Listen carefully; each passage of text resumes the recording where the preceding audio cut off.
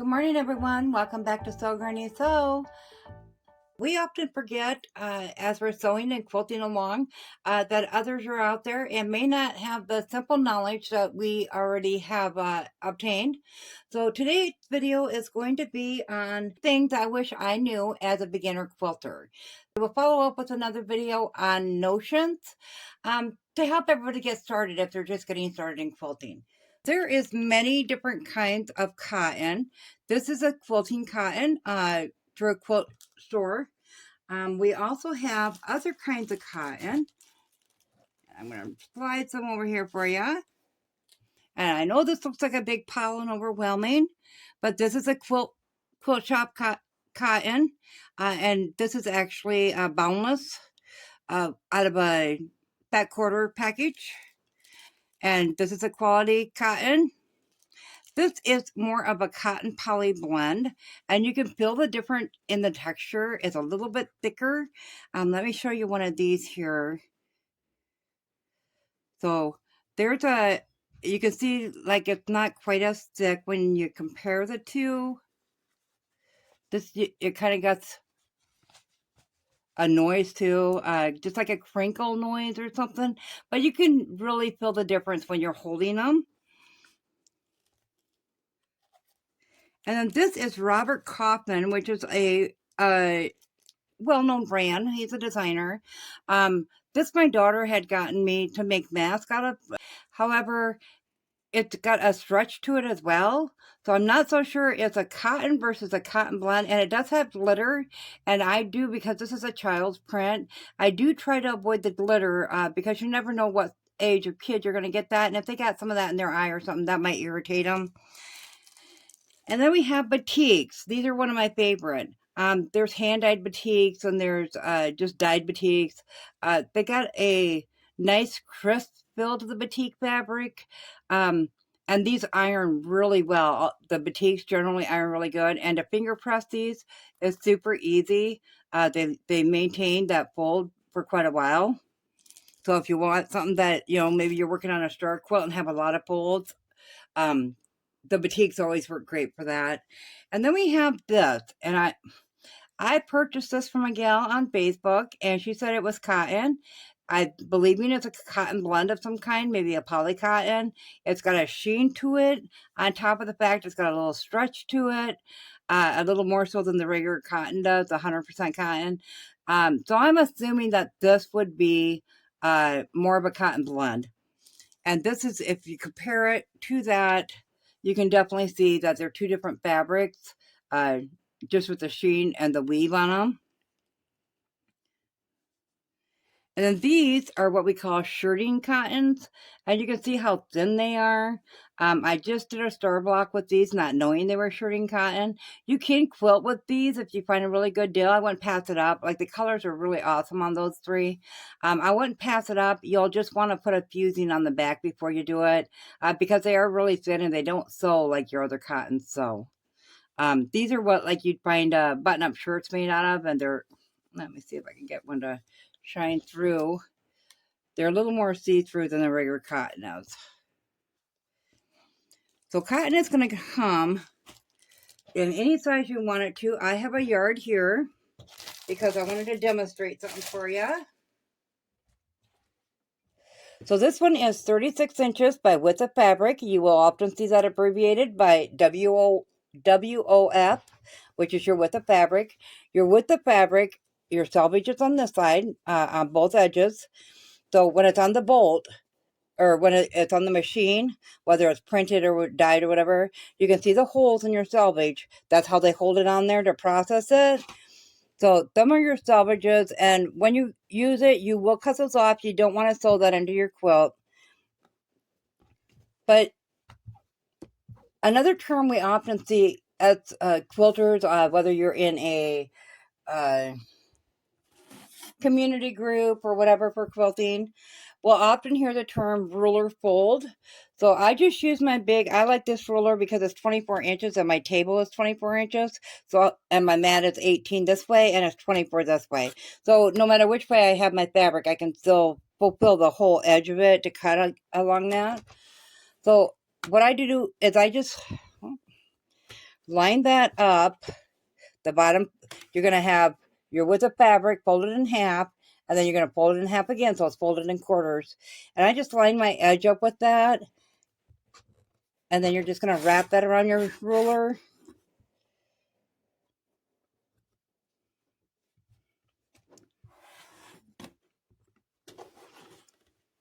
And this helps keep a nice, neat, organized stack of fabric when you have it put away, versus just a pile that kind of likes to fall over on you and so forth. And then I just labeled this one 36. I'm in the process of going through my fabrics and getting them into where they need to go for size. So that is what they call a ruler fold. So it's all nice and neat. Okay, next up we will go over solid, cottons and solid. And this is a blender, a tone-on-tone blender. I don't know if that, there you go. You can see that says white, kind of like on an ivory background. So they got many different kinds of blenders. These boutiques even would be considered a blender if they got the smaller print, such as that one. That one would be a blender. So when a pattern calls for a solid color, you can replace it with a blender to keep the motion in the fabric if you would like. This would definitely be a print. So it's up to you how you want to put your quilt together, but just keep in mind that when they say solids, they don't mean that it has to be a solid like this. You'll see grunge prints and so forth. This is not a grunge, but you can see that there's a couple different tones of yellow in there. That would be considered a solid as well. So you could use that as a solid, but it still has movement in it. We are going to get into your pre-cuts now. On average, when I'm looking for fabric, I never pay for a yard. I never pay more than $6 a yard. And that's if it's something I really, really like or really, really need. I generally try to keep it at $3 to $4 a yard. You can often find it at Joann's if you're just starting out. You can start with that. They do have some good fabric, like the Kona cottons from Kaufman. That is $7.99 a yard at Joann's. You can often get that on sale too. But that's some really good cotton fabric as well.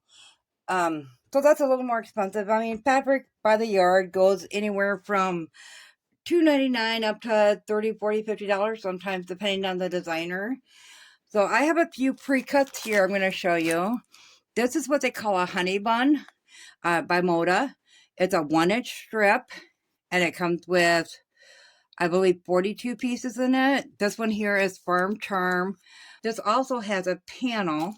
So I'll show you the panel quick that goes with it. And they have the dotted line, so you can cut the squares out and actually just go around them with the 1-inch strips to make your quilt. And so your sashing would be the 1-inch strips. And we will get into sashing here in a little bit. Then we also have what they call a jelly roll strips. Companies have different names for it. This is a Riley Blake design coloring on the farm Crayola, and it's just got all different cow prints on it. Another really cute one. But they're going to be 2.5 inch by width of fabric, and there's usually 40-ish, 42 in a jelly roll. Then we're going to go into the charm packs, and every company, you know, they look different. There's Boundless, this one's Clothworks, this one's Artisan Boutiques. So they're going to be, in general, 5 inches, 5 by 5. Some will have information on the back. None of these ones do. Some will have information on the back of what's all in there. You can often go online and look up. If you see, you know, like this one here, if you see that and there's not a picture that shows, you could just go online and type all that in, and it will come up with it from Clothworks, and they will have pictures of what is all in that charm pack. See that they got the sheared edges on them. So some have the 5 inch out to the point. Some have it down at the bottom. I call them peaks and bellies. So you always want to measure your square so you know where you should be sewing your seam allowance at. If it's at the bottom, then you want to go from that belly there and measure 1/4 inch and to sew with them. But these are a good option if you're doing a simple block quilt. They are more expensive when you buy it by the pre-cut, unless you find them, say, in a Facebook for sale group, on the marketplace. Sometimes people just have websites that you can go to, and they have cheaper fabric that you can buy, overstock, so forth. So look around if you're looking for a certain one. If you find one you like, but it, you know, say $20, $30, I would go find them. I never pay more than $10 for a charm pack. These are what they call a layer cake, and they are 10 inches by 10 inches. This one here is Island Batik Savannah. I don't know if that one's in print anymore, but it's some really pretty colors in there, as you can tell. And they are all batiks, and they have some really cute patterns to them. Then these are some I ordered off the Temu app. Some of the fabric was okay, and some is really thin. This was just a trial thing to test out the different fabrics to see what I thought of them. I have not sewn with these, and I took the thinner ones and made a wreath with them. But you can see they are pretty see-through, but this is comparable to like a Walmart fabric. Some of them is a little bit thicker and you can't see through it. Like that one, you should really see the stars and stuff, and you can't really good on the background coming through that white, but you can't really good. And then others, like this black ones, these are another set from Temu. These are really, really see-through. And when we did the comparison, you could see everything through some of these. So there's all different kinds, explore. If you're doing a simple thing, a quilt that you don't care if it lasts, a year and it's done, go ahead and get the cheaper fabric while you're exploring, and start with that because you'll save a lot of money. If you're making a quilt that you want to last or as a gift or something like that, you'll definitely want to go with the quilt quality fabric, and then a cotton batting to make sure that lasts as long as you would like it to. I did want to mention on the pre-cuts, so your charm packs and your strips both, when they come out of the bag, they have a lot of little linty pieces, and you can look at that and see all the little linty pieces on there. See them all falling? I don't know if that shows up, but they have a lot of little linty pieces when you go to unroll these or separate these. So just expect that you're going to have all those crumbs laying around. Stuff, we're going to touch a little bit on the low volume. So look, this is one from Free Spirit, a couple different ones, but they're generally a low colored, they got a low color palette on them. So like your grays and your whites and your beige, they may have a print, or they may be all the same like this one, but they are always going to be in lighter color. And these contrast great when you're making things, such as your star blocks or your windmill blocks or so forth. I'm going to raise you up here and I'm going to let you look at this one. And we did put the low volume in with the backing on all that. It just kind of helps make your colors pop. Okay, so that's a little bit about the low volume. If you haven't seen, they have several different things that you can do with the salvages of your fabric. Now, I cut mine really narrow. I'm more interested in having the words and then a little bit to sew on each side. Some of them I cut a little bit bigger. This one was Riley Blake. You can actually they have like sewing thread spools into a quilt. And these work really good to make the color on your thread spools. So a lot of times you can just save your salvage, cut it off at whatever size you want. So I've got quite a bit. This is not all of mine. I just brought a few out so you could see. And you want the different things. So if you're using fabric now, you'll want to go ahead and start saving your salvages. That is a video I will have upcoming on doing those spools. I find it very interesting, and I want to try a quilt out of those. So go ahead and start saving those salvages. Get into the homespun cotton. So these are a few different cottons. This one here is certainly homespun, and I'm going to turn them towards the edge so you can see. So this one is homespun, and you can see how it frays at the edges. This one, I haven't decided yet, but I'm pretty sure it's homespun because of the way it frays. I haven't done a burn test.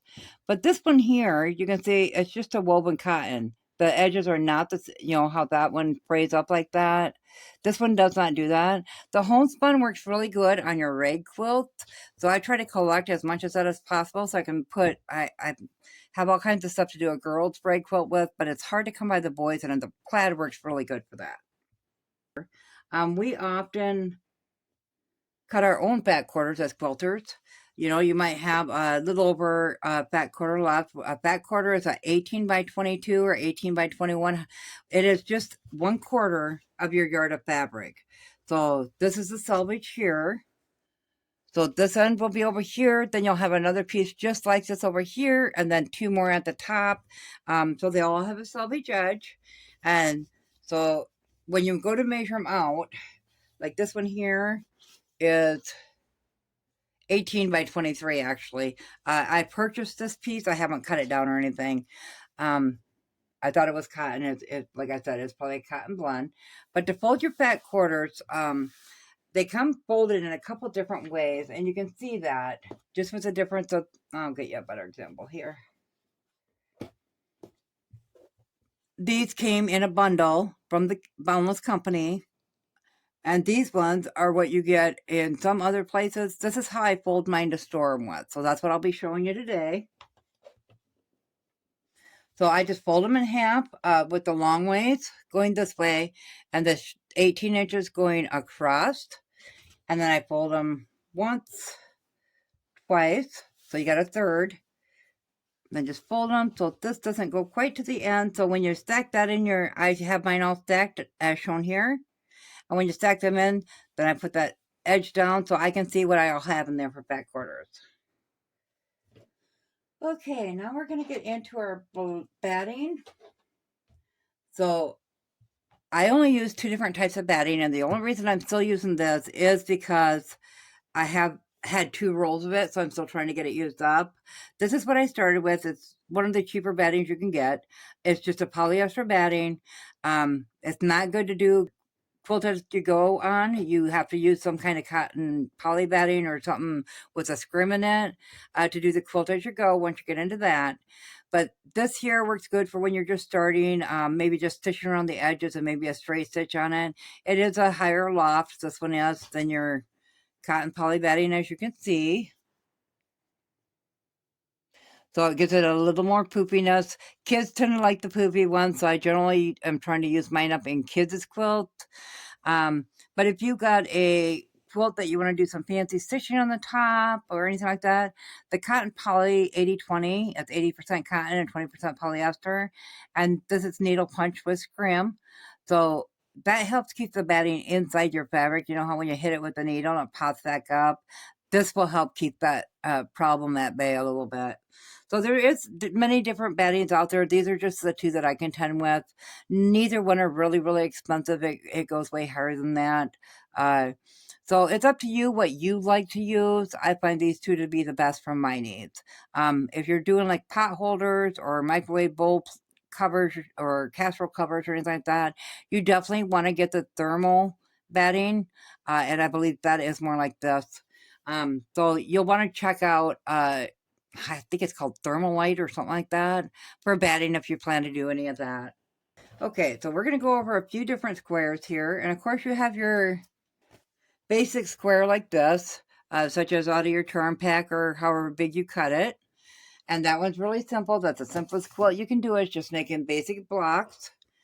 And then you have your half square triangle, and we do have videos on all these blocks. So just go to the homepage of Sew Granny Sew here on YouTube and click on videos, and you can see, click on the playlist of quilting and sewing, and all the blocks are there for you to watch. So this is what they call a half square triangle. This one here is called an hourglass, and it's just 2 half square triangles, basically, twisted. So you'd pair them up like this, with one diagonal there, one there, and you sew them down. So you get an hourglass. And then we have what we call a windmill.